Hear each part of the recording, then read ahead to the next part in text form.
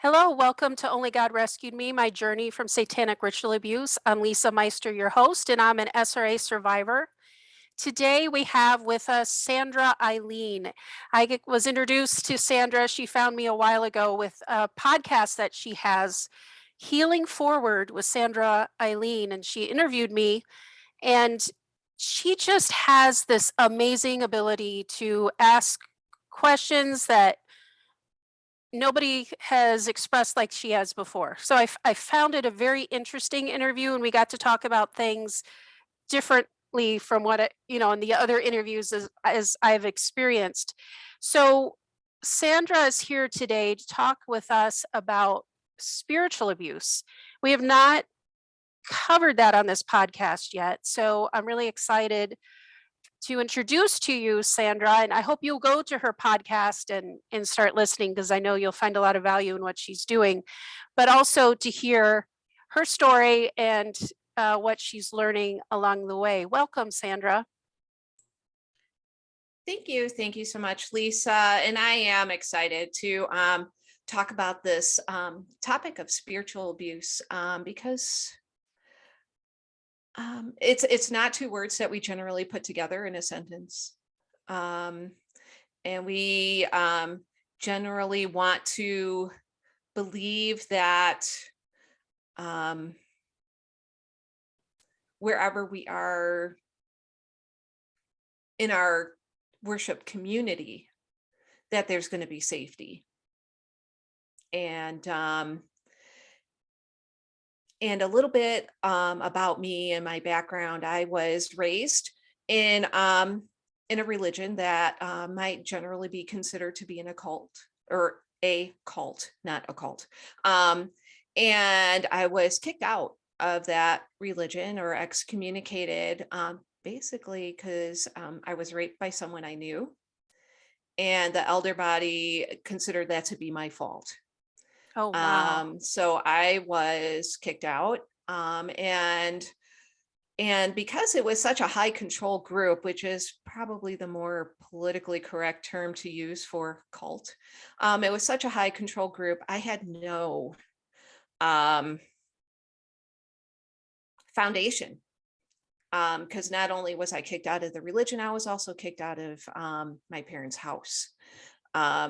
So Wow. since I was already working, and that was kind of like the eye-opening experience of, wow, there's other humans out there. So I had an income, but I had no other life skills to help me, figure out how to live on my own. The religion I was raised in is very Armageddon focused, and we were told you're never going to graduate from high school. There's no sense in going to college, and so we didn't. And so while it quite physically felt like the rug had been pulled out from under me, and I remember the physical sensation being like I was tumbling and just couldn't find up. I managed to find a really supportive roommate who was instrumental in the beginning of my healing. And at the same time, because I was still so vulnerable, I wound up getting sucked into yet a different high control group. Oh, wow. Yeah, it's, the Because that was vulnerability. normal. That was normal for you. And that was normal. And the people that introduced me to the high control group were people I knew and trusted. So it was, I don't think they realized what they were bringing me into.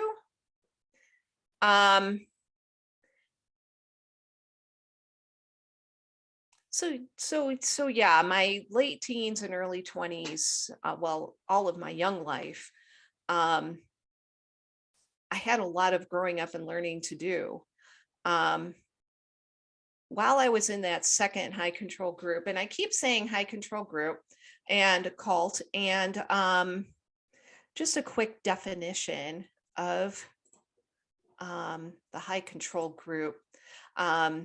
There's been research done, and Lisa, you have a link to this, where there's like a process of defining what's a high control group. And Stephen Hassan is an expert in cults and high control groups.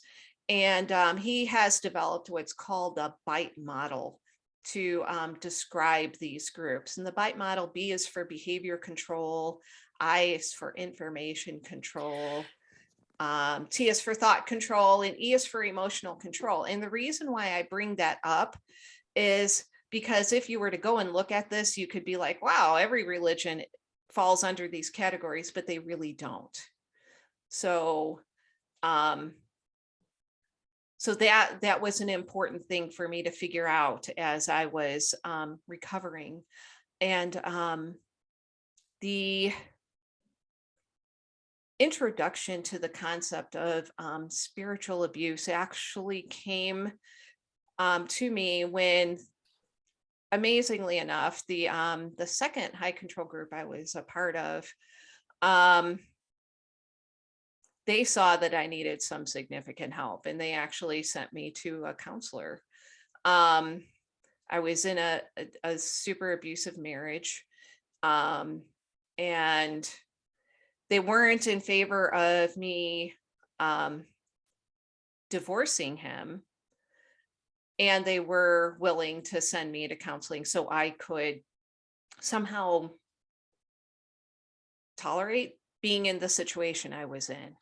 And that counselor was amazing. He was the first counselor I had ever seen, ever. And up until that time, what I had been taught to believe about counseling and mental health treatment was that they control your mind. And that, so I was really scared going to him, but I didn't know what else to do. And he was amazing and gave me all kinds of tools to help me kind of figure stuff out that I still use. But one of the books he had me read was by Dr. Sandra Wilson, and she wrote a book in the early 1990s called Released from Shame. She's also a Christian counselor, and she teaches at a Christian university in Texas. And that was the book that introduced me to the concept of spiritual abuse. So way back in 1994 was when I read the book. Really healing. And fortunately for me, the ex-husband decided he wanted out of the marriage. And yay. And that gave me a lot of room to start my healing and growth and recovery process. After I read Sandra, Dr. Wilson's book, and started figuring out that the spiritual abuse that I endured in both of the cults contributed to the ability for me to be abused, even as an adult. I took some time and kind of just shut down and kind of coasted and just let things tumble around in my head. So what was it specifically that you felt was setting you up for future abuse? The being told what to, this is a woman's role, this is what to think, this is what to believe, this is what to read. So we're talking complete control. They want to control your mind, your thoughts, your actions, what you Yes. wore, everything. Yes. Yeah. Yes. Yep. And yeah. Yeah. And what you were supposed to look like, be like, talk like, to be acknowledged as a strong Christian person.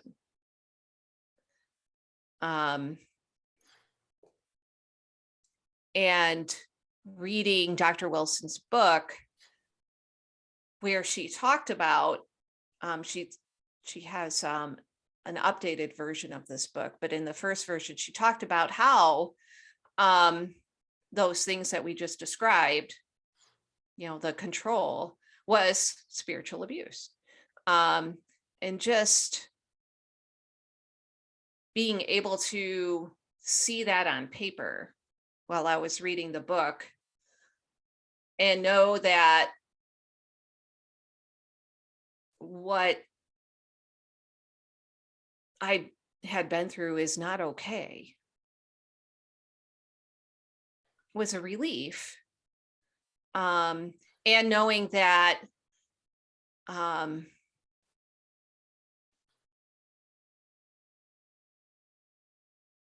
even if it was my fault that I had been raped, it still didn't separate me from God. So that was the relief I needed to be able to continue to move forward in my healing journey. I didn't go to church for a long time after the divorce from my first husband. And I didn't go to church, but I wound up having to go back to the first high control group because I needed to move back home because by that time I had a small child. So I kind of had to rejoin the first group for my own survival. Oh, wow. So you moved back in with your parents? Yeah. So and right back. Now, this is once you'd already learned it was spiritual abuse, right? Yeah. Yeah. Oh, wow. So, but that was the condition to move back home. And in the process of the abuse in the marriage, I had no job, no income, no skills. And learning later, you may have heard, that all the yucky comes out when you're in the middle of divorce. That was his plan all along, to divorce. And so he filed for divorce early enough so that there was also no alimony. We weren't married long enough for that to be a thing. So, Wow. So going back to the other high control group, with my new knowledge, gave me the ability to fake it till I make it. Wow. And so as far as they were concerned, I was all in. And I played the game and I looked like I was all in until I was stable enough and on my feet again. And I moved far away and basically had my membership card transferred to another location, and then did what they called a fade. I just kind of didn't say, hey, I'm not coming back. I just didn't come back. So what did this do to your concept of God, your relationship with him?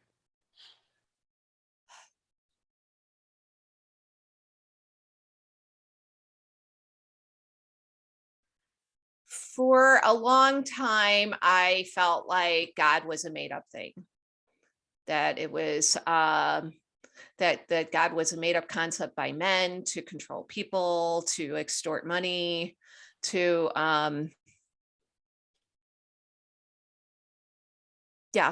that's so I would have to say that my participation in a relationship with God was non-existent. And I believe now that God just kind of sat back and waited for me to work through my stuff. So did you have a come to Jesus moment eventually? Eventually I did. And it's kind of odd. The come to Jesus moment I had was dating the person who became the second husband. So I'd been a single mom for a long time. I had gone to college. I had a career. and was dating the second husband, and we were talking about our spiritual beliefs. And so he asked me what I thought about going to heaven. And I'm like, yeah, I don't believe in, I think once I die, I'll just be buried. I'm, because the high control group I was in, um, teaches that not everyone goes to heaven, and that they believe in paradise, that those who pass judgment will be, after they die, will be resurrected into paradise. And so I'm like, yeah, I didn't even believe that that was something for me either. And so I'm like, I'm just going to be dead, because they also really don't believe in eternal torment or hell. So he's like, I'm not sure I can marry somebody that really has no belief. So that was the kind of come to Jesus moment to make me kind of look at, what do I believe? And to figure out, what is my relationship with God, versus going to church. So, so we did wind up getting married, and we were what I call church shopping. And that was part of my come to Jesus moment, where I was like, my relationship with God is not dependent on the church I go to. And there were many, many churches. I remember we went to one, and it was back to school, and it was college season. And the pastor was talking about how he and his wife had their Moses moment when they brought their son to church, or to college, and they left him at college.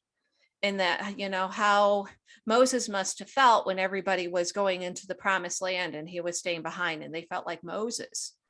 And I'm like, they never mentioned that Moses didn't go into the promised land because he was being punished for taking credit for producing water from the rock. And I'm like, well, wait a minute. Sending our kids to college isn't a punishment. And so it was things like that at every church that I went to, where I'm just like, and I started in my brain, I'm like, they're preaching to the tithe. The more feel goody things they talk about, the more people are going to put in the contribution plate, which, I get it. That's how they got to survive. There were a few times where I could talk to those people that gave, their sermons or speeches. There was one where I just I couldn't run out of there fast enough because of how he presented the information. And I was just like, wait a minute. He chased me. He's like, wait, why are you running? And I gave him, the reasons why I was running. It's like, because of how you presented the information. And you've left out a huge chunk of it that, if you had included the huge chunk of this information you left out, the conclusion would have been totally different. The accuracy in the preaching was what I struggled with. And then I finally figured out that I don't need to go to church to have a relationship with God. And once I got there, and I realized I could have these conversations with God on my own, to come to a place of, what do I believe? Why do I believe that? And it's okay that I don't know what I believe about some things. And God accepts me for where I am in my journey with him. And it only took me a long time, longer than I thought it should, but as long as it needed to take to get here. So yeah. Well, I think that, spiritual abuse is so dangerous because it takes away that understanding and trust of God. Because then Yes. we start seeing him as judgmental or angry or, pushing us to be something that we are not. They're trying to push us into this mold. That's very dangerous for the people that's happening to. So like under spiritual abuse, what are some of the, let's say, the high points that are dangerous of what they do? Um, I would say um one of the high points of the dangerous things that they do is um to basically tell people that their relationship with God will be damaged if they don't do, read, behave, dress in a certain way. Um, and that even permeates into how we get along with each other as people or what we believe about. I'm going to be honest, my perception of how we um, view receiving mental health treatment is still very much colored by spiritual abuse. That, Yes. your depression is because you didn't pray enough. Yeah. If you Yeah. if you if you just let God, um and the um belief that suicide or attempted suicide is a sin. Do you have remorse? Somebody asked me, do you have remorse after, being suicidal? I did not attempt, but apparently being suicidal in their brain. Have you asked God for forgiveness? And I'm like, that does not compute. Yeah, church can be a very bad place for survivors to be. Hmm. Like, I hear it so often how the survivors are attacked. You shouldn't be that way. You should be over it. Or they take scriptures out of context, not Hmm. looking for what is behind, but looking for what is ahead. Well, Paul was talking about that. And he wasn't looking back to abuse in his life. He was looking back to the sin of his life of going after Christians to kill them. So when Right. he says, well, we cannot look behind, it's because once you're forgiven, you're not bound by those sins anymore, but they can still kind of try to pull you down with them. But Right. people take that out of context that say, well, you shouldn't look back to abuse at all. It shouldn't have anything to do with your current circumstances where it does. Right. We're so scarred by that. And we are in this process of healing that can take our whole life. Like I'm playing with the idea now, do we ever get completely healed down here mentally, emotionally, or is it just we still keep reaching for all that God has for us there? um to answer that question first, I don't think we ever finish. I don't Yeah. think there's like you know a a complete removal of the scars Right. and how we work around them. Um, and you brought up the concept of forgiveness, and even that, that how being told how we're supposed to forgive is a form of spiritual abuse. Right. If it still bothers you, then you haven't forgiven, right? That's what I hear all the Yes, time. yes, It's like, yes. well, yeah, that But to wait a me, those are minute. two different things. Yeah. Yeah. And that the us forgiving somehow releases the abuser from responsibility. Right. Yeah. There's, that's a significant source of spiritual abuse. Or now that you've forgiven this person, you should be hanging out with them again. Yeah. Yeah. No, no. The you know the act of forgiveness is very personal and very individual, and very much for the person who was abused or wronged, and definitely not for the abuser or the wrongdoer Right. or wrongdoers. um so yeah, and that's complicated. And so one of the things I had mentioned to you is I went back and I reread Dr. Wilson's book, almost 30 years later. And even some of what I'm reading now, basically I had recommended to a lot of people to read her book, because I remembered how healing and liberating it was to have these, you know, ideas and this new understanding, and this like the shields being dropped off of my eyes so I could actually see and be more objective. And um so based on that feeling, I was like, hey, read this lady's book.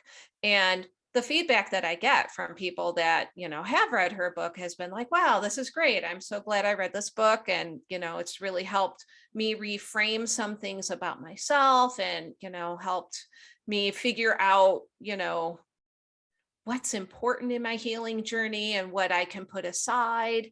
So I'm like, well, hey, I'm gonna reread it. And even right now, some of how she phrases some of her things, um, because I'm cynical, almost seem like borderline spiritually abusive. And I want to say that's where it's really important not to get rigid and concrete in the definition of spiritual abuse.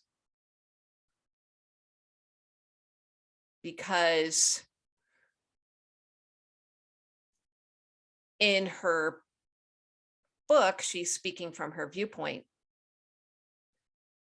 And in her book, she's speaking from a place of trying to be helpful. But then there's some wording like, well, if your relationship with God is this way, then you shouldn't have this issue. Yeah. And that's where I kind of have to remind myself, okay, take what's useful and leave the rest. Yeah. So muddying and muddling through some of the garbage to get to the gems and the useful things can sometimes be triggery and make me have to look at things again. How do I feel, now? How do I feel?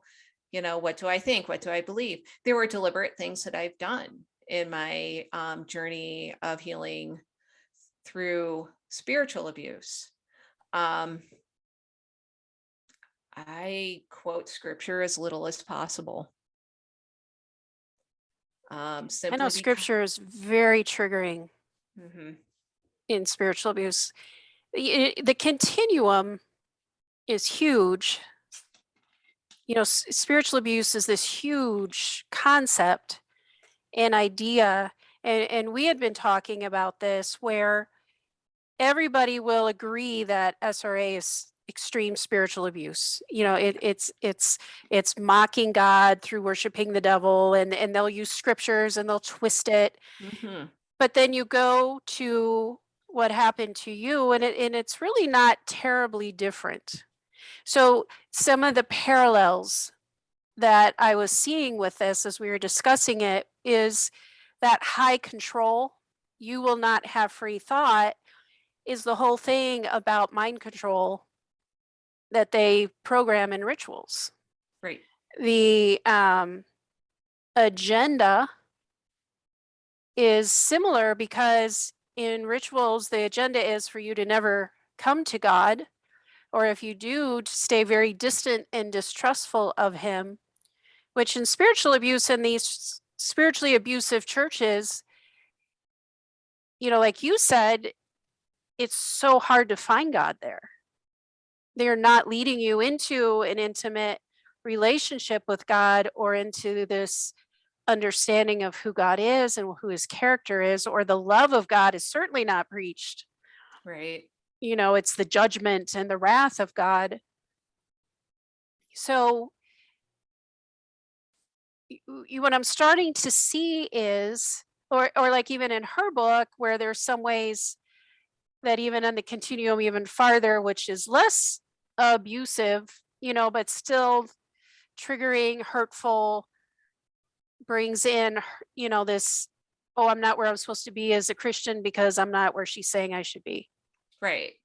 Yeah. It's which can be triggering and dangerous too, you know, where we're on this continuum where ritualistic ideas are being bought into churches. Yeah. So they're not the in your face devil worshiping stuff, but it's ritualistic, Yeah. without that element to it. And I think we need to be savvy to that because, the devil comes to kill, steal, and destroy. And that was your experience with your relationship with God and with your life, and Right. getting kicked out of your parents' home and the being raped and saying it's your fault. I mean, that's a lot of hurt. That's a Yeah. lot of damage to come back from. And it does set you up for abusive men as they come along, which is so sad. Yes. Um, yes, and at the same time, and this is where um really the last couple of years I've come to this conclusion is that even though all that I lived through all that terrible stuff, I like who I am. And I can't see one thing that would removing one thing that would keep my path to where I'm having this conversation with you. Does that make sense? Hmm. And I can't get into too much details because I don't have his permission to share the story. Um, but the last couple of years, of course, with COVID and everything else, every family has had a rough time, including my family. And there were quite a few events where I feel like if I had not had the experiences that I had before now, I would not have been able to cope with the last 2 years. So some of this has kind of like refined my definition of my relationship with God and some of the things that I believe. And for example, a lot of people believe that God has a plan for us. And we'd hate to say that God's plan was for us to go through whatever we went through, right? So there's where the separation of, you know, was God responsible for everything that happened to me? Do you believe in predestiny? So what do I believe? And basically, I don't believe in predestiny, and I believe that on my path, that I was living,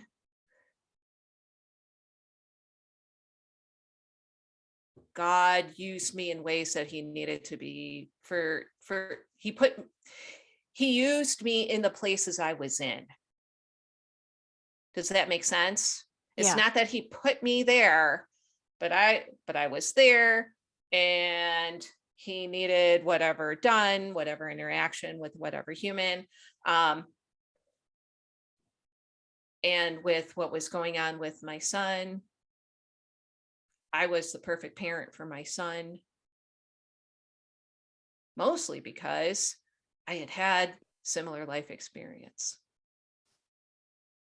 And I was able to help him walk through it and get to the point where he is at, and of, you know, having a good quality of life and accepting himself where he's at, and allowing him to make decisions about his relationship with God. Which is really the opposite of spiritual abuse. Right. That's spiritual nurturing. Right. So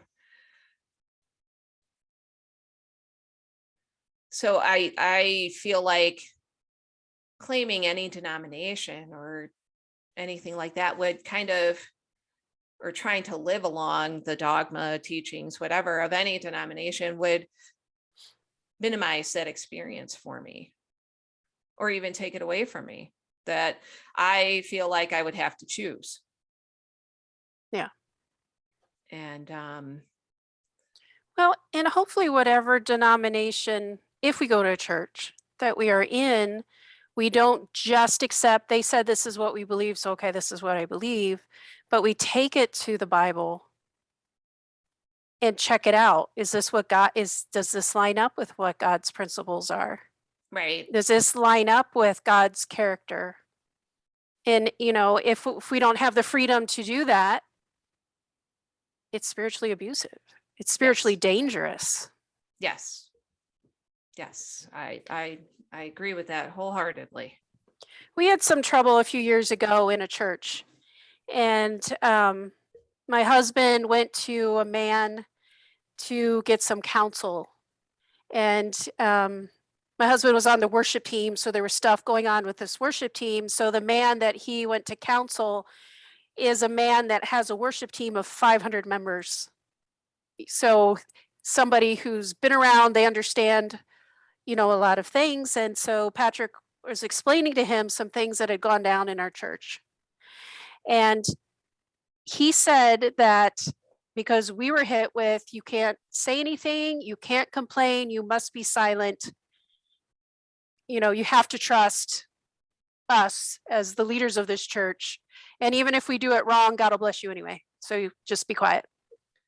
And Wow. and so when he was going for counsel with this man, the man said, "What about the scripture, let us reason together?" Because that breaks that whole idea of you have no voice. You must be silent. You have to take whatever we do, and God will bless you in the end, even if we're wrong. It's like, no, let us reason together. Let's have a discourse. Let's be able to discuss. I mean, we can have differences in a church. Right. We can. I mean, it's not going to ruin anybody, you know, and let's make sure that where we are in the Bible, that if we're wrong, we're willing to move from that position. And hopefully our whole life we're moving into more truth and more understanding of the word, because there's a lot there. Yeah. There's a Yeah. lot there. Yeah. So I don't know. I like what you did with your son. I think that was spiritually healthy. Yeah. And spiritually, everybody should be trusted to make their decisions about God. We can explain our understanding, we can explain what the word of God says, but where their heart is with God is between them and God. Right. And we can't treat them bad because they believe something different than we do. We still treat them with love and respect. Right. And, the golden rule. Yeah. I have friends So, of different faiths. you know, that Right. doesn't devalue me and what I believe, you Right. know. Right. Absolutely. Um, I think one of the tools to help combat spiritual abuse starts at home. Um, I'm thinking most of the people in our age group were raised in families that told them this is our religion, this is what we believe, this is this. And that kind of opens the door to for spiritual abuse to happen and us not being aware. So if we start at home and say, you know, this is what I believe, and you can believe what you want, that we teach our kids how to live and how to be critical thinkers and how to read and research and how to get along in the world, that their relationship with God will develop the way it's supposed to for them. So if somebody's listening today and realizing, whoa, I think I'm in spiritual abuse, being spiritually abused, what would you recommend? What would you say to them?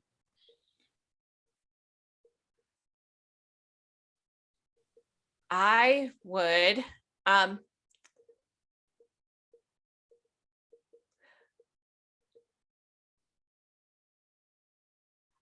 I'm kind of stumped because my first response would be to like kind of take a step back and maybe even kind of take a break and try to be objective about what is it that you're interpreting as abusive, and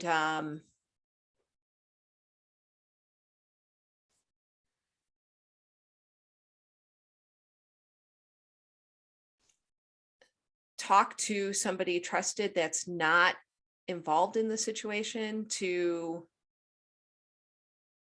get an objective view. It's hard to see for sure when you're in the middle of it. And one of the things that I found for me that was so difficult about realizing just how pervasive the spiritual abuse was and how, I'm still undoing the programming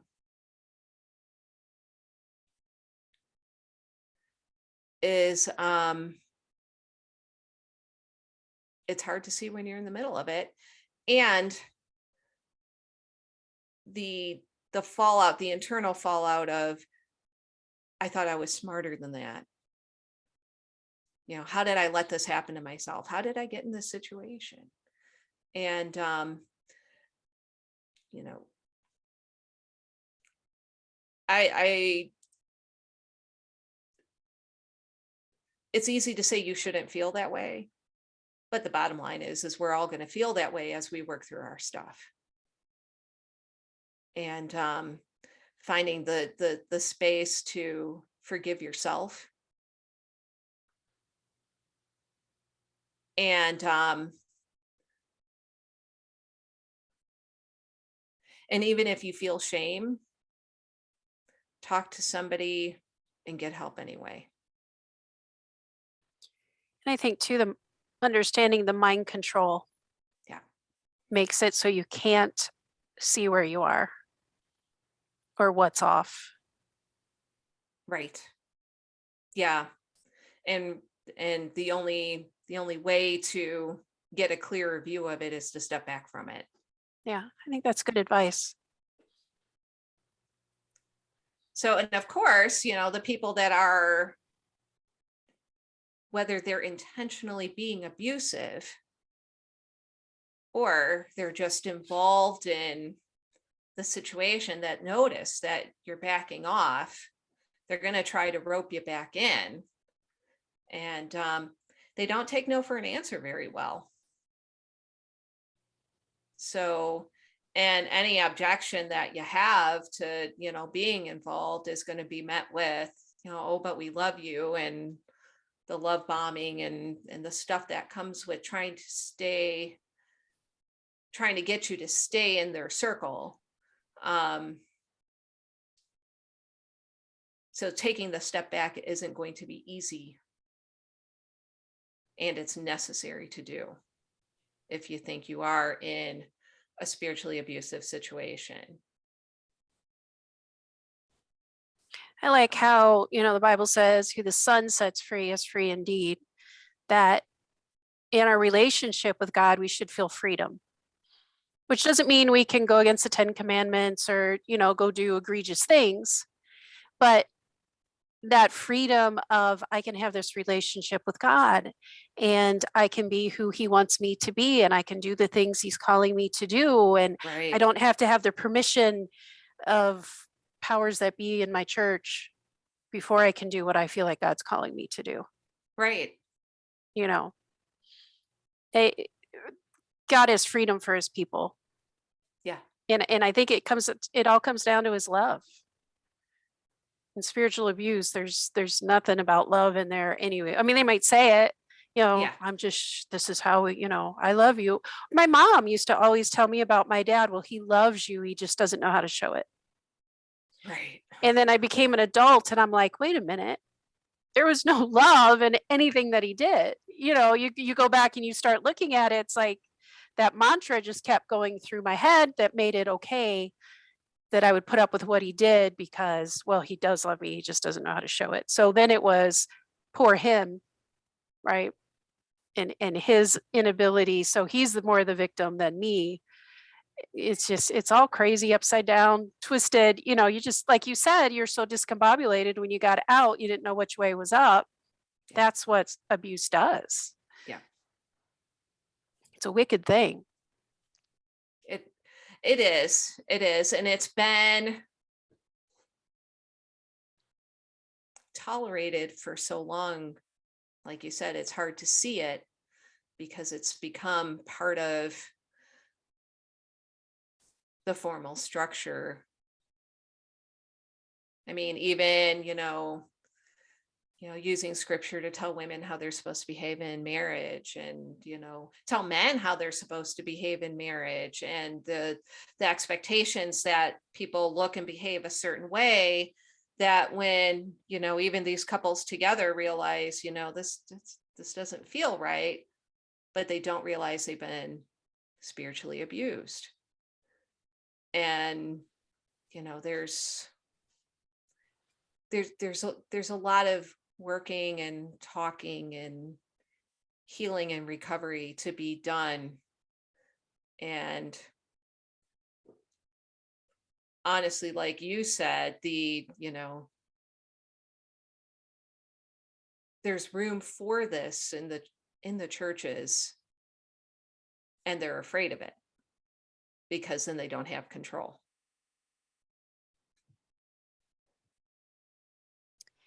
Yeah, we can do better. Yeah. That's, we don't stay where we are. We move to more freedom. We move to hopefully a closer relationship with God in the process of our healing. Yeah. And the church, they're starting to listen.